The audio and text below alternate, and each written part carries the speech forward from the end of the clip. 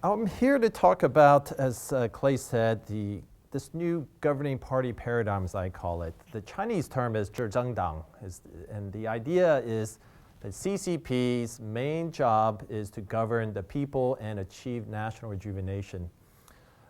This is the first change in the party's self-designation of itself since 1921. And this only happened in 2002. So a very important development. And it merits close study. I would argue, in fact, that the changes in the politics, policy, ideology, and the nature of the CCP since that decision in 2002 makes this paradigm shift the most important development in Chinese politics since reform and opening up in 1979. In fact, I would argue, and what I will argue through this briefing, is that it is very difficult, if not impossible, to really understand what Xi Jinping is trying to achieve in China and what the CCP is trying to achieve today if you don't understand the roots of a lot of these policy changes, ideological developments, the anti-corruption effort, and a lot of the roots actually go back to the period after the adoption of this new paradigm, 2002 up till Xi Jinping took power. So with that, I'm going to go ahead and give you a sense of what we're going to talk about today. I want to talk about what is the new paradigm. But before I go into analysis of the new paradigm, I want to talk about why did the Communist Party decide it had to adopt a new paradigm? What drove them to make this decision? We're going to talk about what has it meant in terms of policy changes, political changes, ideological changes, and it's been a lot. The 2000s, people, I've often heard people say that the 2000s were a lost decade, nothing happened, Hu Jintao was a flop. There's certainly some truth to the fact that he did not change a lot of the difficult economic reforms that really were starting to accumulate and become problematic. But he was certainly not passive. If you really study what the party was doing in that period, there was a lot going on. And I'm just going to highlight some of those developments. There are important implications from this paradigm shift for the Chinese political scene. And we're going to explore what does it mean? So what? So the party changes paradigm. What does that mean for China's political system? And then we're going to look at the so what for the United States and the world. Really, it's not just the United States. And I do want to invite you guys to ask questions. I'm going to try and get through a lot of my comments in about 30, 40 minutes because I do hope we have some good Q&A and good discussion. All right, so I would like to try something a little different. Let's put ourselves in a little thought experiment. If you imagine yourself, this room as kind of a Politburo in the late 1990s and surveyed the scene before you, you probably would not be very encouraged. You would look and see your comrades in Europe had collapsed, had been a total failure and the laughingstock of the world. You would see a lot of your economy starting to run into trouble after decades of rapid economic growth. You would start to see the debt starting to accumulate from heavy focus on investment-driven growth, export-driven growth.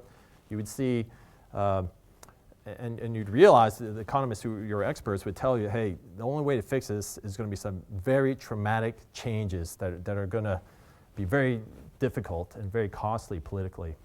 You'd hear that. You would see a growing discontent among people who are dissatisfied with inequality, who are dissatisfied with a lot of the fallout from rapid growth, the environmental despoilization, the fact that they're chafing at all these restraints that the Communist Party still had, trying to control aspects of people's lives, people's demands for better health care, better education, more and more demands of the party. And you would see that, and that would be kind of troubling. And then you would see what's going on internationally, China getting stronger and stronger, and yet people dismiss China as an afterthought, as a weak country. It's interesting that it's got some rapid growth, but no one took China seriously.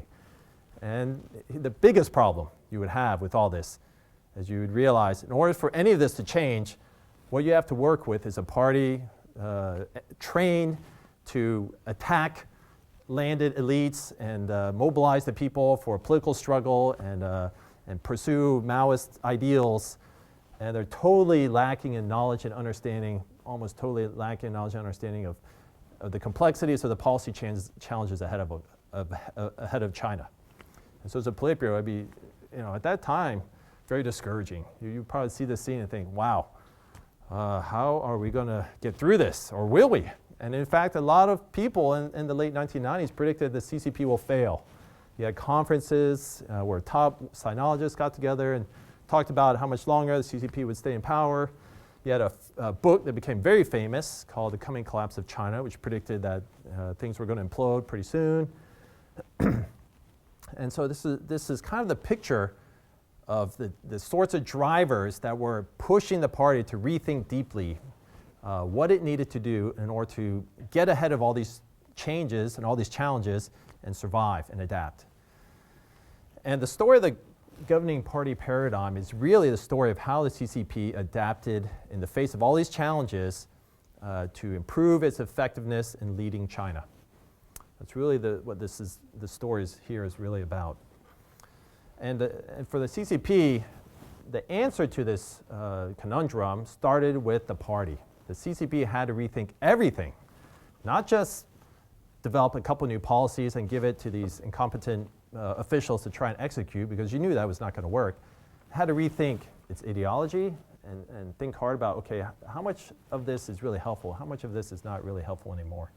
It had to rethink how people are being trained, your officials. You look at, okay, we're spending a lot of time and money on teaching these guys Mao and Mao and Mao and Mao and Mao, and a little bit of Deng. And how useful is that really about helping them make decisions regarding exports and imports and social welfare benefits and things like that? You'd have to rethink, okay, how does the party even make decisions internally? In the past, you would just trust these secret cells to do the best they can as long as they kept the growth going. Hey, that was probably good enough. Corruption, that may be the cost of relying on these officials to keep the growth going. Well, in this new situation, it's not good enough. These guys are increasingly making the wrong decision, and they're not generating growth. They're making more debt. So you have to rethink, how do we fix even the decision-making processes in the party so that the Communist Party can be more efficient, effective, and stay on top of all of these policy challenges. So the party thought about this. In the 1990s, there was a big debate going on in China and the CCP about what do we do about this. Jiang Zemin deserves credit for leading the charge and telling the party, hey, the old way of doing business is a failure. We need a new approach. And the real significance of what Jiang Zemin achieved first off, with this ideological reform, the three represents, is that he provided the ideological cover for the party to start shifting, reorienting itself from its old task of simply almost a single-minded focus on economic growth to a broad policy agenda of all those issues that I just mentioned. That is really the lasting significance of the three represents, the third represent in particular, which said the CCP now represents the fundamental interests of everyone. It's not just a party of the proletariat. It's not just a party of the vanguard. It is a party of the nation. And what the people want, the party's job is to find a way to respond to that. And this is a major, major shift in mentality from a party that for years had a simple answer to anyone who complained about not getting what they wanted, which was, well, that's a counter-revolutionary thought. You need to stop thinking that way right now, or we're going to come bust your head. And that was kind of the way of doing business for years and years and years. And now, Jiang Zemin, through the three represents, through all the ideological work and theory that underpinned it, made the case that that way was a recipe for failure and for the collapse of the CCP, and that the party needs to take seriously the people's demands and answer those demands. That doesn't necessarily mean that to answer them in the way that a lot of people want them to be answered, but that has to come up with an answer. You can't just dismiss their concerns. So in 2002, the 16th Party Congress, my opinion, is the most important event in the Communist Party's history since in the reform era since the initiation of the reform era in 1979. It was a very important development. Here's where the party first identified itself as a governing party in the Party Congress report. And it's also the first place where they endorsed the three represents, and all the theory and all the logic behind it is enshrined in the guiding ideology. That's the highest level status you can give for some theory contribution. And here's where they started to provide the initial aspects of their vision. So they started to lay it out a little bit. You can see if you read the report, they start to emphasize the idea that, okay, the party needs to start shifting from a rule in which it relied on the dictates of secret party cells to more of a rule-based or law-based system.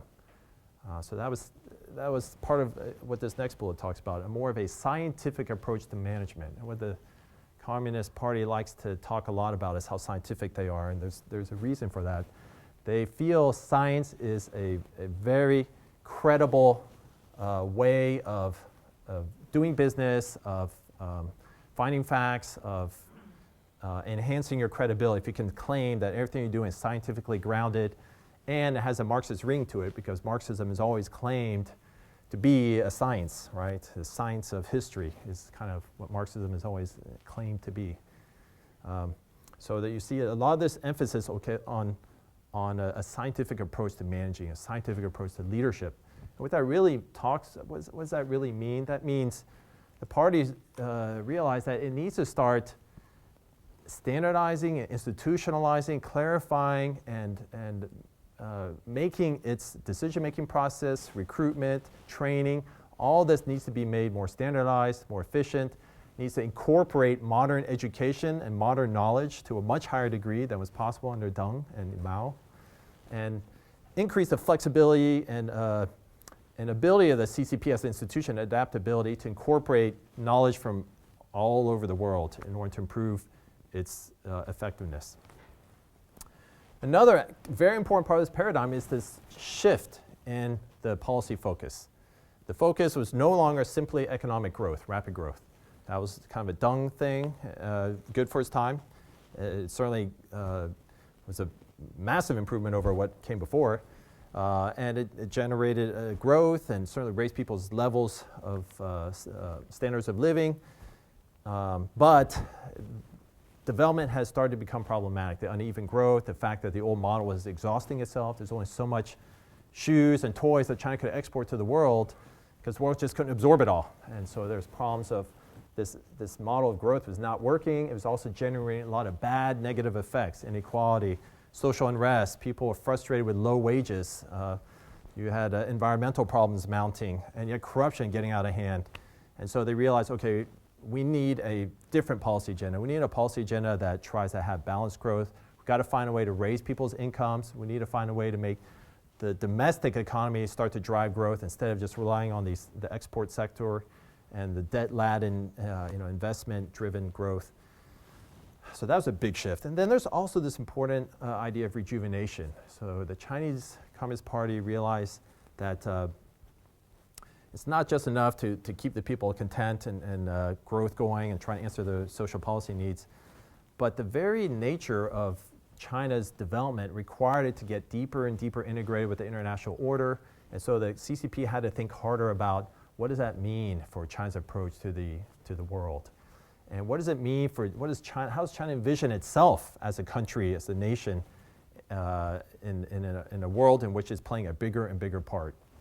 And national rejuvenation is an expression of both that domestic revival and a growing kind of international status, prestige, and influence of China in the international order. Governance is the key concept here in the governing party paradigm, and it's called the governing zhezheng, as it refers to this idea of governance, or governance is the best term, I think. And so this is the key concept for the parties. They realize their job now is to provide for the needs of the people. And if you think about it, that doesn't sound that radical. Isn't that what all governments are supposed to do? But this actually was a new development for the CCP. And they were a revolutionary party. Their main job was to move the country through revolution and realized the dictatorship of the proletariat and communism. So for decades, that was, in theory, was kind of their main role, was to help China become a communist country. And that was effectively abandoned in 2002. That basically the party said, okay, that was the way they kind of worked through this logic, was to say, well, that's still in theory our goal, but it's not going to happen for decades or 100 years, who knows. Our main job right now, what we're focused on, is governance and rejuvenation by 2049 was kind of the date they set for themselves, the centenary of the founding of the PRC. How does rejuvenation define this? What would mean that they had achieved that goal?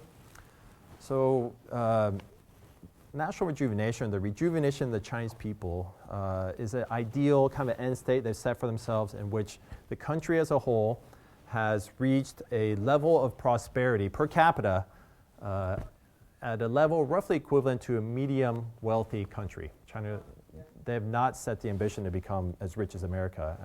That's probably out of reach, but their ambition is to get the country generally prosperous. The moderately well-off societies is, I think they've set that for like 2020. Is kind of like, so they've got different end states, but 2049, 2050, they're hoping to have the country generally prosperous. They think that most of the people's needs have been met, whether it's for a clean environment, that should be met, whether it's for a strong and powerful China, that should be met. Unification should be done by then. Whether it's all the social needs, social welfare needs, education, the level of education needs to be up at a highest level. Healthcare, all these needs should be at a level that is satisfactory to the Chinese people. So you have a stable, prosperous, harmonious, if you would, society, and it has an international component as well. China is a great power, has extensive influence, and is rejuvenated as one of the most powerful countries. All right, so that's an overview of this paradigm. We're going to talk about a little bit about the main responsibilities of the party in this paradigm. Xi Jinping gave a speech in 2008 where he explained that the nature of the party rule has shifted, in his terms. It is shifting, he said in 2008, from an approach characterized by the pursuit of control of everything to one in which the CCP mainly exercises political, ideological, and organizational leadership. That's Xi Jinping's comment. And that really is a good description of kind of where the party is trying to go. It's trying to let go, kind of a tactical retreat from areas that's unsustainable. And we've seen them start, they've done this for years, right? They used to control who you married, where you worked, where you could go. And over time, they've carried out this tactical retreat from those areas where they realize, you know what, that generates more resistance than is beneficial, so let's let the people decide those things, and let's concentrate on what will keep us in power. And it's this leadership role in China, politically, ideologically, and organizationally. And that's really at the heart of this paradigm, is this new conception of leadership. At the heart of this conception is a kind of a standardization of the overall process by which the party develops strategy and policy. And it starts with this standardization or turn towards the scientific assessments. And you see this more and more where they issue all kinds of white papers and different documents where they lay out, here's China's situation, here are the contradictions that we observe, and here's what we're going to do about them. And this is a refinement of a long-standing Marxist practice. You identify where the principal contradiction of the situation. Now, I'd like to talk about dialectics, and that's, this idea lives on. And it is becoming, what's interesting is it's becoming like a lot of the Communist Party's processes is going through this bureaucratization, the standardization, so that you can see it's more consistent. And document after document, there's greater consistency. And this is useful for them as they develop policy, because you want consistent assessments if you're basing your policies on those assessments. And in the Chinese system, theory and those assessments play a much larger role than they do in our system. There are also, and we're talking about the theory changes, but there's also a bigger shift towards overarching strategic planning. So the party is realizing that it can defer a lot of the tactical decision making at the really local level. It doesn't need to get so immersed into that. What they need to concentrate on the big muscle movers for the country. What's going to position China to succeed? What do they need to do economically? What do they need to do politically in order to help China reach this end state rejuvenation? And so here's an overview of some of the changes that have been pursued since 2002. The ideology has changed. It's moved towards what they now call a theory system of socialism with Chinese characteristics. And you can trace when they decide to move in this direction. When 2004, Hu Jintao designated the overhaul of the ideology a major strategic task or a major strategic decision. And those are rare. When they say this is a 重大战略决策, major strategic policy decision, it's a pretty big deal. I was only able to find about 15 or 20 in the past decade or so that Chinese Xinhua or Chinese officials have said, this is a major strategic policy decision. This was one of them. What they did, it took a couple years, but they went through all their writings and theories and basically they took them out. They came up with a system, as they call it, whereby they relegated Maoist ideas, most of them which they found no longer useful, and they boxed it off in a nice little box, labeled it Mao, and said, this stuff was awesome. This stuff is excellent, it's brilliant, it's totally true, but it was true only for China in a certain time period, and then they took it and put it in the closet and closed the door. And then they took another box and they put Deng Xiaoping and Jiang Zemin and Hu Jintao, and that's where they focused their efforts and said, okay, this stuff, and they put a bunch of tools in there and said, okay, this stuff's actually useful, and this is what we're really focused on. And so you go through, you can see the speech, Xi Jinping's written speeches where he lays out what is this theory system, and it's very interesting the way it has evolved. So what's different about the theory system from kind of what you had in Deng Xiaoping era is that there's greater thought to very specialized concepts. There's terms that are designed specifically to help drive policy on specific issues. For example, socialist harmonious society. There's a major strategic concept. This is a very important term as well that the Chinese identified as something they needed, an ideal that had the Marxist vetting and is grounded in Marxist theory that would allow their bureaucrats to develop policy to address social welfare issues of healthcare, retirement, education. And so that's all wrapped up in this socialist harmonious society. It's designed primarily for bureaucrats and officials and decision makers. It's not really designed to mobilize the people. In fact, most people ridicule and deride and make fun of these archaic sounding Marxist concepts. But here's the thing. I think the Communist Party doesn't really care all that much. Well, they care at some level that people aren't enthusiastic about these terms.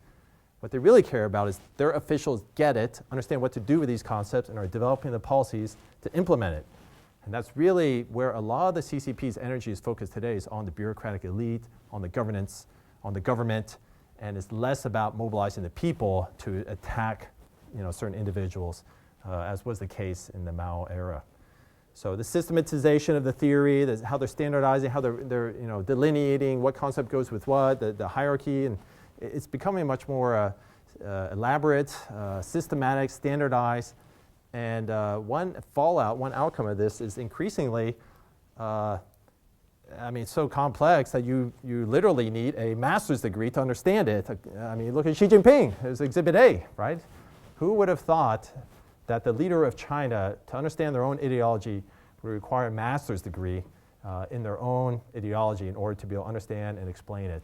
And yet that's what Xi Jinping has done. I bet if you told Mao that in his day, Mao, this peasant who was thinking up all this and driving the country with whatever occurred to him, that, someday Mao, your thoughts and all the follow-on thoughts of the party, it's going to be so elaborate that we need people to have training at a university level to get a master's degree in order to explain it to the people. You just can imagine Mao's reaction to that. He'd probably be outraged and have that person struggled with immediately. But that's where we are. That's how their theories develop.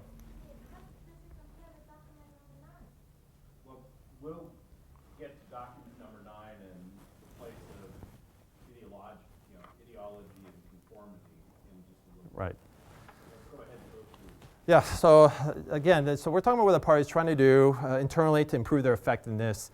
And we'll talk about the continuation of suppression, and there's no question of that. I don't want to suggest that the party's liberalizing. That's not the idea here. The idea here is the party's developing ways to become more efficient at doing what it takes to stay in power. All right, that's really what this is about. And they realize that they need to address people's needs as part of that recipe, but that's not the whole answer. They realize they also need to beef up the security, which they've done as well, because they see a lot of instability still, because the party is not answering the people's needs. I mean, they're starting this process, but certainly they aren't through it, and they aren't even doing a very good job in many issues. People are still very upset and very dissatisfied. But it's important to understand what's going on at the highest level so you understand what is Beijing trying to achieve. They are trying to do something about all this discontent, and this is what's going on in the party. It's been happening over the past 10 years, and it's certainly not a complete process. And I don't mean to suggest by any means that the end result of this is you're going to have a liberal communist party that's going to be gentle and accepting of all the people's thoughts and tolerate their views. In my view, another consequence of the theory system is that the party feels that this theory system is so critical to its survival. It has to have the people believe that all of its policies are because of this Marxist ideology. It cannot tolerate any kind of competitor. It's not acceptable, because the minute that people start to think, this theory system ideology has nothing to do with those policies, then the whole case for CCP monopoly on power collapses. I mean, there's nothing inherent in the idea of a government that meets the needs of its people that requires that party who's doing that to be Marxist, right? I mean, it doesn't necessarily equate. There's tons of governments, and they're trying to address their people's needs, and very few of them are Marxists. So the CCP has invested enormous energy and money and effort at pushing the idea that it is developing a very scientific ideology. The ideology is, as Xi Jinping says, the only correct theory. This is the only correct theory. There is no other correct theory. Only this theory is correct. And it's so important to this system that they can't even tolerate anybody offering a different theory. It's just too dangerous. So there are some vulnerabilities in the system. All right, so standardization, as I mentioned, you can track Xinhua reporting, very interesting throughout the 2000s. Lots of rules, regulations have come out about how the party is standardizing decision-making and processes and procedures, recruitment, training. 2002, 2003, you saw a lot of initiatives to increase training, education requirements, evaluations. They start to standardize and try to develop criteria that would improve the quality of the cadres. And then again, this kind of focus on rationalization, scientific analysis. These are all, core interest is a good example to me of this new set of ideas that have nothing to do with Marx. Core interest you look in vain for Hexin Liyi in Marx. It's not there. Even Socialist Harmonious Society, that's not in Marx. Harmonious World, none of that has anything to do with Marx or even Mao. None of those guys talked about that. The Communist Party is totally unconstrained by the pretense of following Mao. It's trying to develop concepts that will help bureaucratic processes and policymaking. And if it sounds Maoish, great. Let's try and leverage that, as she did with this, the mass line. But if there's not a good equivalent, then just find the idea that will help the bureaucrats develop the policies. And it's kind of the mishmash ideology that they have right now. All right, so we're going to talk about some of the implications for PRC politics. So in my opinion, some of the results of this transformation of the party is that you see more power being concentrated in the central party bureaucracy. The individual Politburo Standing Committee members, which for years and years people have looked at as really the guys who call all the shots and they're all powerful and they dictate everything, they are finding themselves more and more constrained in their ability to change policy in a dramatic way. They have their portfolios. In their portfolios, certainly, they have considerable authority. They have decision-making power on a day-to-day basis on their portfolio. But if one of those Politburo Standing Committee members one day stood up and said, I disagree with all of what you're doing, Xi Jinping, this is bogus. We need to get back to Mao, or we need to go in a totally different direction. We need to return back to the growth policies of the 80s. He would, he'd be isolated. He'd fight an uphill battle. He has no momentum behind him, because the way their system works now is, in order to change policy or drive policy, you need to have done your theory work. You need to have done your analysis about, okay, well, what is the contradiction that justifies that policy shift? What is the theory that is grounded? What are the policies? Technically, in detail, what would you do? And a Politburo Standing Committee member is not going to have, he can't do that. He can have his opinions, but unless he's got all that work behind him and the teams of people, experts, who can do that for him, his ability to change what's been building under Xi is going to be very limited, in my view. And I think this is one reason why the study of these policy documents is very important for students of China. Is, by and large, if you study the Party Congress reports, the plenum documents, they have been, in my view, the most reliable indicators of where the policy is moving towards. That doesn't mean that it's a crystal ball and you read that and you immediately know what's going to happen.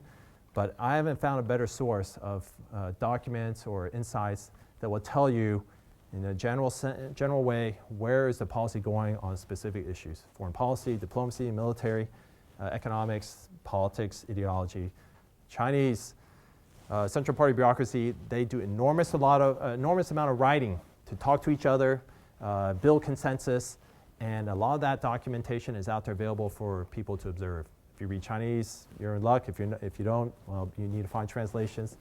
But it is a very valuable source. And it's a very powerful thing about understanding their political system is you can better anticipate where the policy is going to go, in my opinion. What's another implication? Well, there's considerable continuity between administrations. Jiang, Hu, Xi, I see a lot of continuity. I don't see huge changes. There's a lot of continuity. What Xi is doing is building on the work that Hu did. The identification of the need for structural and systemic change, that was identified as early as 2002, 2003. Scientific development concept is all about that. That's what that whole concept is about. It identifies a contradiction, which is economic growth model is good, but here's the contradiction. It's exhausting itself, and it's not sustainable, and it's generating a ton of problems. We need to do something about it. Scientific development concept is the answer. Okay, here's how we got to deal with this. It took Hu Jintao about 10 years to build the political consensus that really Central Party bureaucracy, through all of its work, conferences and meetings and exploring all the alternatives, to say, okay, yes, we need major change. And that set up Xi Jinping. Once he came into power, all the consensus was already there. He could say, okay, now let's start acting. I want this committee, and this committee, and this committee, and this committee. We're going to start tackling this, tackling that, tackling that. All these guys who are getting in the way, start something, anti-corruption campaign, start knocking them out of the way, and start making some changes. And that's basically what's happened. What's interesting about the anti-corruption campaign, in my view, and validates this, is how little factional open warfare there is in the political level. It's interesting. Look at all these guys being taken out. Zhou Yongkang, a Politburo Standing Committee member, and not a peep. You don't have the warfare they had in even the Mao era. Mao, the strongman. He had Lin Biao. And then even Deng had Jiang Qing and purges and big battles and factions. And where is that under Xi? You don't see it. He's taken out lots of powerful people, and yet he is in a very strong position. And I would argue it's because of this decade of change, building consensus, the strength of the Central Party bureaucracy behind him. Another consequence is that the party is really the real issue that they are focused on, and that they are really putting their cards, a lot of their chips betting on, is their ability to carry out system and structural reform. That is really key for China to grow. The CCP needs to provide the leadership to break through the domestic constraints and the international constraints. And there are international constraints they see, and they want to do something about. And that is really where a lot of their work, their ideological work, theory work, policy work is focused on, is how do we overcome those big obstacles that can keep China moving. And that's symbolized in this top-level design concept, which is very prominent under Xi. Again, you saw under Hu. If you look at the 18th report, 18th Party Congress report, it's there. and Hu Jintao read that, but it's this idea that, okay, you got to have these engineers in the very top who understand the problem and can design engineer-like solutions to change the economic structure, change some of these big policy issues, environmental policies, you name it, in a way that delivers the governance that the party is trying to do and get the people to calm down and reduce the opposition. Nationalism, I think, is because this is a very important development as well, another implication is because the Communist Party now identifies itself so closely with the needs of all the people, with China. It is more and more a national party, and it is more and more a party that feels its primary obligation is to defend China, defend China's interests, defend China's dignity, and defend even domestically the dignity of Chinese culture or morality or political stability, and you see this an increasingly prominent theme in the speeches of Xi Jinping. This anti-foreigner sentiment, this anti-West sentiment is growing. It's significant, I think, that Xi Jinping is the first president that has openly praised a blogger, his name Zhou Xiaoquan, I believe, who's anti-American and writes blogs talking about how decadent and messed up the U.S. is. And here you have Xi Jinping, the president of China, saying, yes, we need more guys like this. And that's significant. That's significant. You didn't see Hu Jintao do that, or Jiang Zemin. But that's part of the nationalization of the CCP. And it also reflects China's growing power as well. And now let's look at some of the implications for the U.S. and the world. For students of China, I think that you have at your disposal very, very useful and powerful tools to understand the leadership intentions on strategy and policy. It's increasingly accessible because of the standardization of the process, a lot of the decision-making process.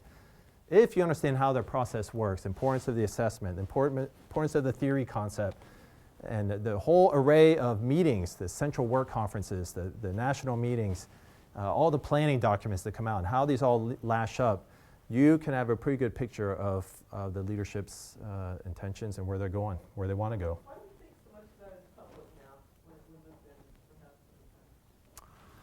Partly, I think it's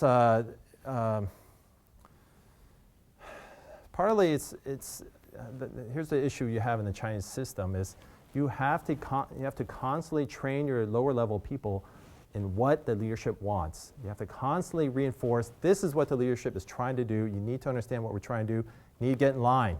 All your work down to local level, it needs to be in line with what we're trying to achieve.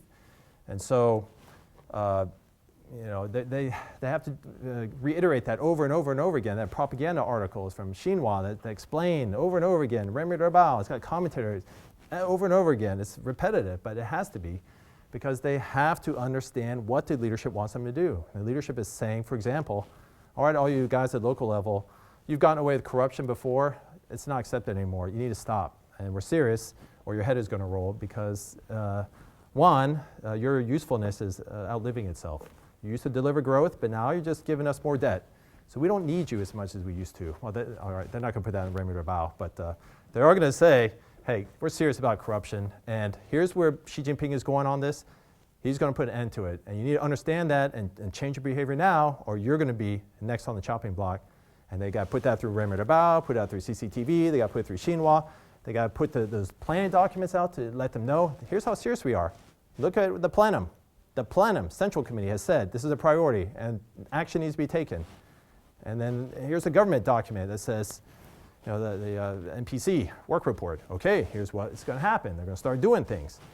And don't forget, the CCP still has study sessions all the time where they have to read these documents, talk to each other, reaffirm that they understand the intent and that they know what to do. So I think part of the reason why this is all public is to make all that classified, I think would just be a nightmare. It's just very difficult. Another reason, I think, is that the party wants the people to see the party leading the people. So if they made this all secret and it was silent and all you saw where these CCP guys that never said a word, and yet they're calling all the shots, and no one understands the logic of, okay, well, how do I know what these guys are up to? That's very dangerous, because people are going to assume that the party, as people have pointed out, there's still a lot of problems, and the people feel like the party is not really serious. They're not really doing anything about this, and they don't know what they're doing. That's very dangerous for the party. So the best way to try and subvert that is try and make the case to the people. We know there's a problem. We hear it. We hear your frustration. We're trying to do something about it. Here's what we're doing. And that is a powerful incentive for them to try to diffuse a lot of that anger, is to say, look at what all we're doing. We got policies, we got strategies. Xi Jinping is taking this serious. He's giving a speech about it. And look at, not only that, we're disciplining comrades who don't get it. And it's that important, I think, that they need to persuade the people that the CCP hears their frustration, understands that they have these demands, and they want to demonstrate to the people that they're trying to do something about it. That's, I think, the main reason why a lot of this is public. But one benefit for outside observers is you can access these and see how the party is trying to clarify what its intent is and make the case. It's very useful for you and me to study the CCP.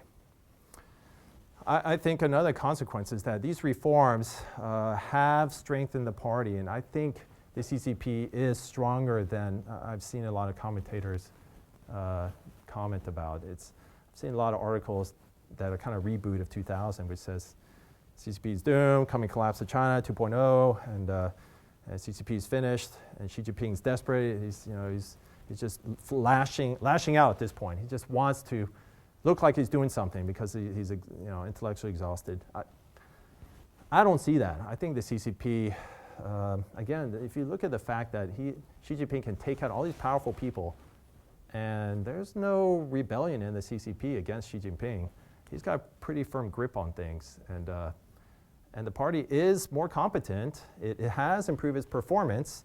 China has remained stable despite this massive change and transformation of the economy.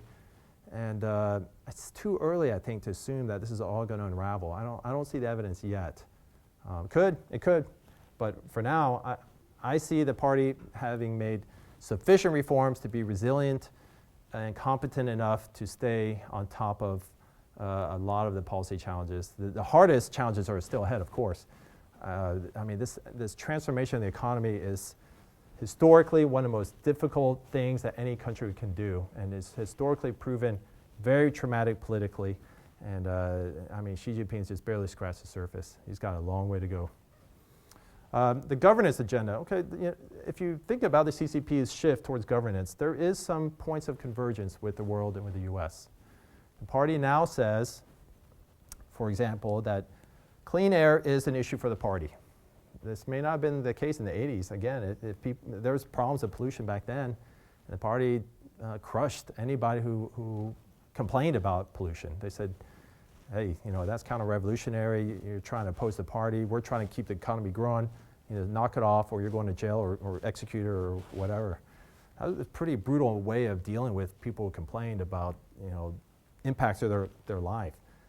The new governing party paradigm opens up some space for people to vent and express those needs, and does give the party some resources for trying to address that. So in that sense, there is some good for the people of China, and that at least the party takes it serious, their complaints, and at least looks like it's trying to do something about some of these issues. And we've seen the climate change accord with the United States, evidence of how there is points of convergence. When the party decides that a clean climate or environmental conditions are an issue of concern for the party, and that it needs to do a better job on this, then there is some space for China to interact with the U.S. and other countries on cooperating on dealing with some of these issues. And again, the U.S. does not necessarily oppose the idea of the Chinese people becoming prosperous and improving the quality of their life. That's certainly better than a lot of the things we saw in Mao's China, which was not focused on that, and it was horrible for a lot of the Chinese people. So in that sense, there are things that are convergent with, trade as a natural beneficiary of this paradigm shift. Is the Chinese Communist Party talks a lot about trade and the benefits of trade and raising economic standards of living for everybody. There's some convergence there. On the flip side, I think the divergent issues are going to be harder and harder to resolve because these are no longer simply political, ideological, complaints and disagreements. A lot of these issues are increasingly systemic, structural, and the CCP is determined to do something about it. An example of that is I think the Communist Party leadership has decided that this alliance system led by the US and Asia doesn't work for China, and eventually something needs to be done about it. And that's a structural issue. It's very deep-rooted. It's very difficult, and it's going to be very, very hard to resolve the different positions of the US and China on that issue and other issues like that. And as China gets more powerful, there is a growing competition with the US for regional and global leadership. The Chinese, because they're focused on systemic and structural change, they're looking not only internally but externally. What is about the global order that needs to change in their view? You hear Xi Jinping, first time you have a Chinese president saying China needs to start writing the rules for the global order. We need to get involved in writing those rules. We can't just be passive and accept whatever's out there. It's not working for us. We need change. And that will lead to competition with the U.S. and friction at some level, even if there is also convergence. So you're going to have this phenomenon of both convergence and divergence intensifying at the same time.